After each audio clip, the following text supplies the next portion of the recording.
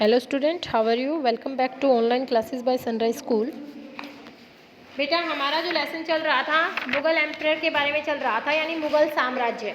इसमें हम पढ़ चुके हैं कि बाबर से लेकर अकबर तक हम पहुंच गए थे। हमने पढ़ा कि जो मुग़ल एम्पायर है उसका जो फाउंडेशन यानी नींव है वो किसने रखी? बाबर ने।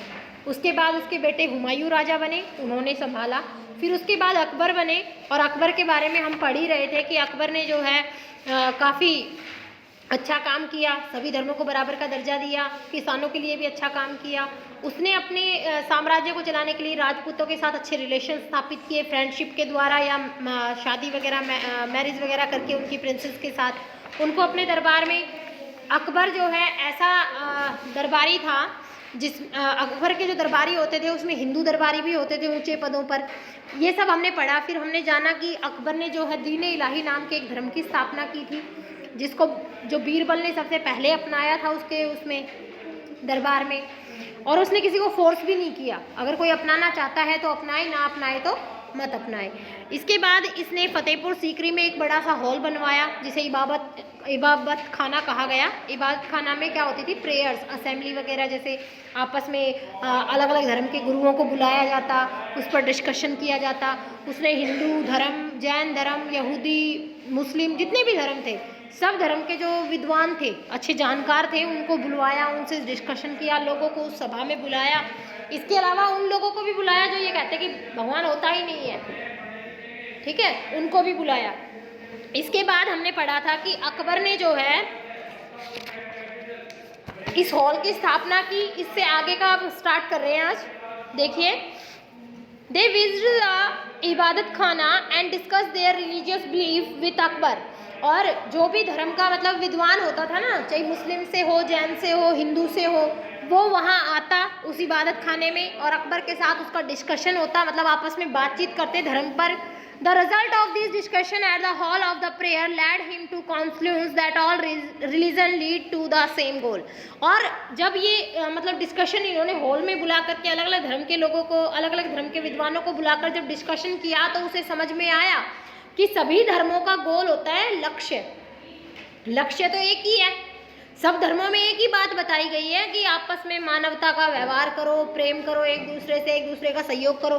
किसी धर्म में ये नहीं लिखा है कि तुम हिंदुओं को मार दो, तुम मुसलमानों को मार दो। ये सब मनुष्य का बनाया हुआ है। लेकिन जो पुरानी धार्मिक किताब, चाहे आप कुरान उठा लो, चाहे बाइबल उठा लो, चाहे गीता उठा लो, चाहे महाभारत रामायण जो भी उठा लो, सब में एक ही चीज़ बताई है कि जो काम सही है वही करो, दूसरों की मदद करो, दूसरों के प्रति दया रखो।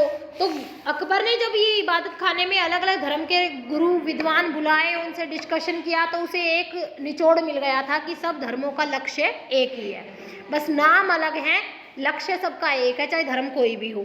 However, the importance of Akbar new religious philosophy declined after his death in 1605। हालांकि अकबर ने जो नई नीतियाँ चलाई थी ना कि भाई उसने सबका कर माफ़ कर दिया था, जजिया कर वगैरह हटा दिया था, सब धर्मों को बराबर का दर्जा दे रहा था, उसकी मृत्यु 1605 में जब हुई तो उसके मरने के साथ ही ये जो उसकी नीतियाँ थी वो भी समाप्त हो गई। यानी आगे आने वाले जो रूलर आए वो अलग नीति से काम किया, उन्होंने फिर से टैक्स वगैरह लगा दिया, उनकी सोच अलग थी। अकबर महान इसीलिए तो कहते हैं इसको, सबसे जो फेमस राजा था ये, क्योंकि इसके युग में किसी भी नागरिक को ये नहीं पता था कि मैं हिंदू हूँ या Muslim. Recorded in history as the golden age of the Mughal empire. और यही कारण है कि जो अकबर का समय रहा, यानी जितने समय तक अकबर ने शासन किया उसे स्वर्ण युग के नाम से जाना जाता है। स्वर्ण युग इसलिए क्योंकि उस समय जो प्रजा थी उनकी पूरी सुनवाई होती थी और धर्म के नाम पर भेदभाव नहीं था, किसी को तंग नहीं किया जाता था। तो अकबर के समय का जो शासनकाल रहा उसको गोल्डन एज कहा जाता है। इसीलिए अब हम पढ़ेंगे जहांगीर के बारे में। जहांगीर जो है अकबर के ही पुत्र हैं, अब वो राजा बन गया। देखो उसने क्या क्या काम किया। After the death of Akbar his son Salim, named after Salim Chishti the son, succeed the throne with the title of Jahangir, conqueror of the world. देखो अकबर का जो बेटा था सलीम, सलीम नाम था इसका, और इसका नाम जैसे अजमेर में दरगाह है एक, वहाँ पर सलीम चिश्ती नाम का जो मुस्लिम गुरु था उसके नाम पर इसका नाम सलीम रखा गया था, इस अकबर के बेटे का। और बाद में इसको जैसे टाइटल मिल जाता है ना, उपाधि, जैसे दूसरा नाम दे दिया जाता है। तो इसका जो दूसरा नाम था, अकबर का नाम भी असली अकबर थोड़ी था, वो था पता नहीं, अकबर नहीं था, रुको मेरे ध्यान से उतर गया। अकबर उसको उपाधि दी थी, थोड़ी देर में बताऊंगी आपको कौन सा नाम था। अकबर का रियल नेम अकबर नहीं था, उसका भी नाम कुछ और था, वो उपाधि मिली थी। ऐसे ही जहांगीर का असली नाम तो सलीम था, लेकिन इसको उपाधि मिली थी किस चीज़ की, जो जहांगीर की। सलीम को जहांगीर मतलब जहां को जीतने वाला, यानी पूरे संसार को जीतने वाला। He also start annexing territory like his father by wars and matrimonial policies. इसने भी और ज़्यादा क्षेत्रों को जीतना शुरू कर दिया अपने पिता की नीतियों पर चलते हुए। जो युद्ध से जीता गया उसे युद्ध से जीत लिया, और जो युद्ध से जीता गया उसे युद्ध से जीत लिया, और जिससे शादी विवाह करके संबंध स्थापित किए जा सके उसे शादी विवाह के हिसाब से जीत लिया। यानी शादी विवाह किया, संपर्क बनाए, और क्या किया, उस राज्य को अपने अंडर में ले लिया। He also had a sense of justice. इसे भी न्याय की बड़ी अच्छी समझ थी। It is said that he had a chain of justice with 60 bell. कि इसने एक मतलब पूरी 60 घंटियों की जस्टिस के लिए, यानी किसी के साथ अगर अन्याय हो तो 60 घंटियाँ बंधवा रखी थी। अगर उस एक को खींचो तो 60 की 60 बजती थी। जैसे एक को खींचोगे तो कंटिन्यू एक के बाद एक बजती चली जाएगी, टन टन टन। तो वो इसीलिए बंधवा रखी थी, अगर किसी के साथ अन्याय होता है और किसी को न्याय चाहिए या कोई ज़्यादा इमरजेंसी है तो उस घंटी को बजा देता था। तो इसीलिए anyone could ring the bell and seek justice. कोई भी व्यक्ति, आम नागरिक, कोई भी जिसके साथ अन्याय हो रहा हो, उस बैल को बजाकर न्याय प्राप्त कर सकता था। He laid the foundation for the Shalimar garden in Kashmir. इसने जो कश्मीर है आपका, वहाँ पर शालीमार बगीचा है, अब भी है, तो उसका निर्माण इसी ने करवाया था, जहांगीर ने ही करवाया था। And completed the tomb of Akbar at Sikandra. और जो अकबर का टॉम्ब यानी मकबरा है, यानी अकबर को जहाँ दफन किया जाता है उसके ऊपर यादगार में जो बनाया जाता है, तो वो जो सिकंदरा में मकबरा है उसको पूरा भी इसी ने करवाया था। Jahangir had to face a lot problem after he came to throne. Jahangir को बहुत सी समस्याओं का सामना करना पड़ा जब वो राजगद्दी पर बैठा। Such as his son Khusrau revolt him against him. इसका जो बेटा था खुसरो, जिसका नाम था, इसी का विरोध करने लगा, मतलब इसी का खुद का बेटा इसका विरोध करने लगा। Since Gurudev was executed, the Sikh become his enemy. इसने जो सरदारों के गुरु थे, जैसे गुरु नानक देव हुए, उसके बाद इनके 10-11 जितने भी गुरु हुए हैं, तो ये अर्जुन देव उनके गुरु थे सरदारों के, तो उनको पूजते थे सरदार लोग। इसको फांसी दिलवा दी थी इसने, जहांगीर ने। तो जिससे जो सरदार हैं वो इसके दुश्मन बन गए, सिख लोग इसके दुश्मन बन गए। He lost Kandahar and Ahmednagar in south. और इसके हाथों से कांधार और अहमदनगर जो क्षेत्र था, हाथों से इसके निकल गया, यानी दूसरे व्यक्ति ने उस पर कब्जा कर लिया। नूरजहां के बारे में बता रहे हैं हम। नूरजहां जो है इसकी बेगम थी, यानी इसकी रानी थी, किसकी, जहांगीर की। Jahangir was attracted by Mehrunnisa the daughter of Mirza Ghiyas Beg who was a noble in Akbar's court. Jahangir को उसकी जो आकर्षित होना होता है, अट्रैक्ट, यानी पसंद थी, मेहरुनिसा नाम था इसका। नूरजहां बाद में किया गया था, शुरुआत में इसका नाम क्या था, मेहरुनिसा, इस रानी का। ये बेटी थी मिर्जा गायस बेग, इनकी माँ का नाम था, नूरजहां की माँ का नाम था ये, जो एक दरबारी के रूप में काम करती थी अकबर के कोर्ट में। अकबर के समय में थी, मतलब इसकी माँ काम करती थी, तब से ये महल में ही रह रही थी, तो जहांगीर को ये पसंद थी। She took the title of Nur Jahan. इसको नूरजहां का जो है टाइटल, उपाधि दी गई थी, इसको नूरजहां कह के पुकारते थे, the light of the world, मतलब रोशनी का संसार। She was made the Begum and also ruled the kingdom. और ये रानी बनी क्योंकि ये खूबसूरत थी, सुंदर थी, तो इसको नूरजहां का जो है टाइटल दिया गया था। फिर ये बेगम बनी जहांगीर की, और इसने शासन को भी संभाला। It was during this period the English ruler James first sent to ambassador captain William Hawkins Thomas Roe to get trade concerns. ये इसी के समय में 2 अंग्रेज थे, यहाँ आए थे, और उनके जो 2 एम्बेसडर होते हैं, राजदूत जो है विलियम हॉकिन और थॉमस रो, यहाँ आए थे व्यापार में कंसेशन लेने के लिए। जैसे व्यापार करते थे ना अंग्रेजी यहाँ आकर, तो उन्हें राजा को कुछ टैक्स पे करना पड़ता था, तो उसमें ये कुछ राहत चाहते थे कि भाई टैक्स कम कर दिया जाए, उसके लिए बातचीत करने आए थे।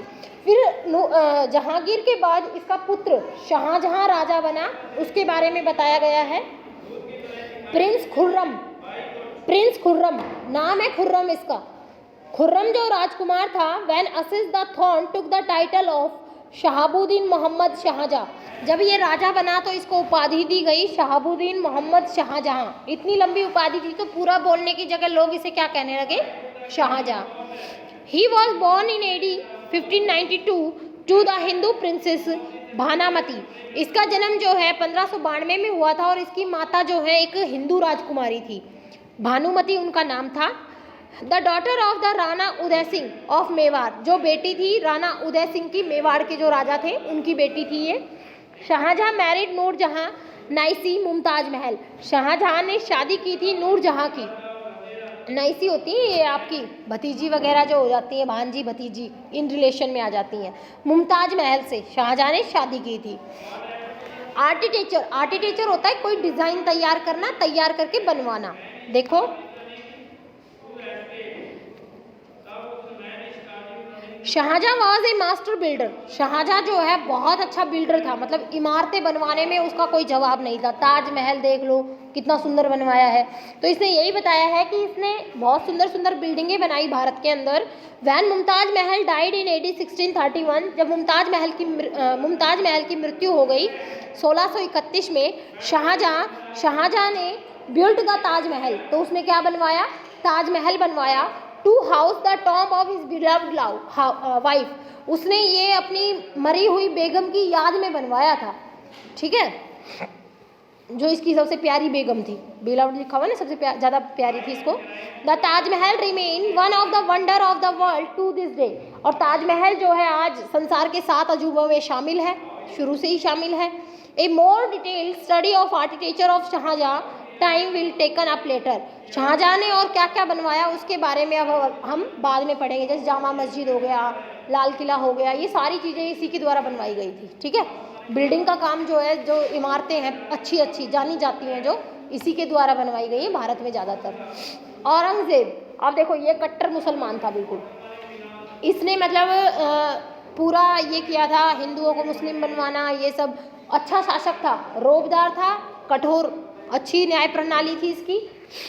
देखो Aurangzeb the last of the great Mughal emperor. Aurangzeb ये लास्ट ऐसा पावरफुल राजा था मुगल एम्पायर का, मतलब इसके बाद राजा तो हुए लेकिन उनको ये नहीं कह सकते कि वो राजा थे।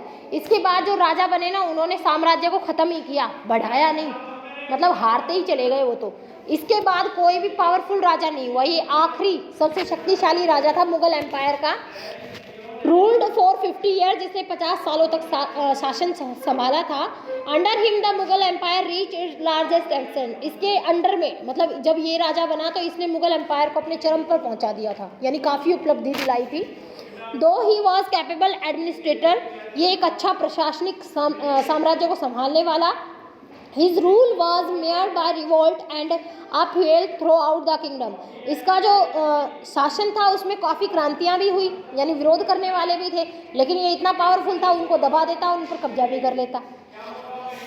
Aurangzeb had to deal with the rebellions of the Jats, the Sikh under Guru Gobind Singh and the Maratha under Shivaji. Aurangzeb ने जो है डील की, जो क्रांतिकारी थे, जैसे जाट विरोध कर रहे थे, सिख विरोध कर रहे थे, और गुरु गोविंद सिंह के साथ, सिखों के जो गुरु थे उनके साथ समझौता किया, और मराठा जो शिवाजियों के अंडर थे उनको भी संधि वगैरह करके अपने पक्ष में ले लिया था। He also conduct a long campaigning to conquer the Deccan, और इसने जो दक्कन का, यानी जो साउदर्न पार्ट इसके पिता ने छोड़ रखा था मैत्रीपूर्ण ढंग से, इनके पीछे वाले पूर्वजों ने, उसको भी जीतना इसने स्टार्ट कर दिया था। The royal treasury was depleted due to the constant war, और ये जो इसका खजाना था, रॉयल खजाना, रॉयल ट्रेजरी मतलब जो शाही खजाना था, लगातार लड़ाइयाँ लड़ रहा था ये अपना साम्राज्य बढ़ाने के लिए, और ज़्यादा युद्ध में ध्यान दे रहा था, तो युद्ध में पैसा भी लगता है, हथियार भी चाहिए, सैनिक भी चाहिए, सैलरी भी देनी है, तो इसका जो शाही खजाना था वो कम होता जा रहा था युद्धों में लड़ते लड़ते। Aurangzeb died not continue the policy of religious tolerance of his प्रेडिसर, और औरंगजेब ने लगातार उन नीतियों को भी नहीं अपनाया। जैसे अकबर के मरने के बाद और जो शासक हुए उन्होंने इतना धर्म पर बल नहीं दिया। अकबर की जैसी नीतियां थी, भाई टैक्स वगैरह लगा दिया, बाकी ज़्यादा ज़बरदस्ती नहीं की लोगों के साथ कि तुम मुस्लिम बनो या मुस्लिम धर्म को अपनाओ। लेकिन औरंगजेब जो था इसने इस पॉलिसी को फॉलो ही नहीं किया। यानी इसने इस बात जैसे जो गैर मुस्लिम होते थे, हिंदू वगैरह सिख वगैरह होते थे, उन पर पूरा टैक्स लगा दिया, ज़बरदस्ती हिंदुओं को मुसलमान बनाने लग गया। यानी इसने प्रेडिसर होते हैं इसके पूर्वज सॉरी, अपने पूर्वजों की जो विनम्रता पूर्वक नीति थी ना धर्म पर, वो इसने नहीं अपनाई। Rather his reason is not for strict law for binding the celebration of festivals, dancing and singing. ये तो इतना स्ट्रिक्ट था कि इसने रूल बना दिया कि जो त्यौहार मनाते हो, नाचते गाते हो, भजन वगैरह गाते हो, त्यौहार मनाते हो, ये नहीं होना चाहिए। स्ट्रिक्ट लॉ बना दिया इसके खिलाफ। यानी हिंदू धर्म में जैसे होली है, दिवाली है, हम त्यौहार मनाते हैं ना, इन पर इसने पूरी तरह से बैन कर दिया। मोहम्मद खाजिम्स नुस्खा ए दिलखुशा and Ishwar Das Futuhat i Alamgiri are the main literary source for the period. ये कह रहे हैं इसके समय में जो मुख्यतः रचनाएं हुई वो थी मोहम्मद खाजिम ने लिखी थी नासुके ए दिलखुशा, और ईश्वर दास ने लिखी थी फातुहेत ए आलमगिरी। आलमगिरी का मतलब होता है गुलामी करना किसी चीज़ की, किसी की। ये मुख्य साहित्यिक रचनाएं हैं। साहित्यिक रचनाएं मतलब इनकी रचना की गई ये ग्रंथ, या ये कह लो ये जो किताबें हैं इस समय में लिखी गई। तो आज हम यहीं तक रीड करेंगे। कल के लिए 2 लॉन्ग क्वेश्चन लर्न करने हैं। इस लेसन को यहाँ तक रीड करना है, ये आपका काम है। Thank you.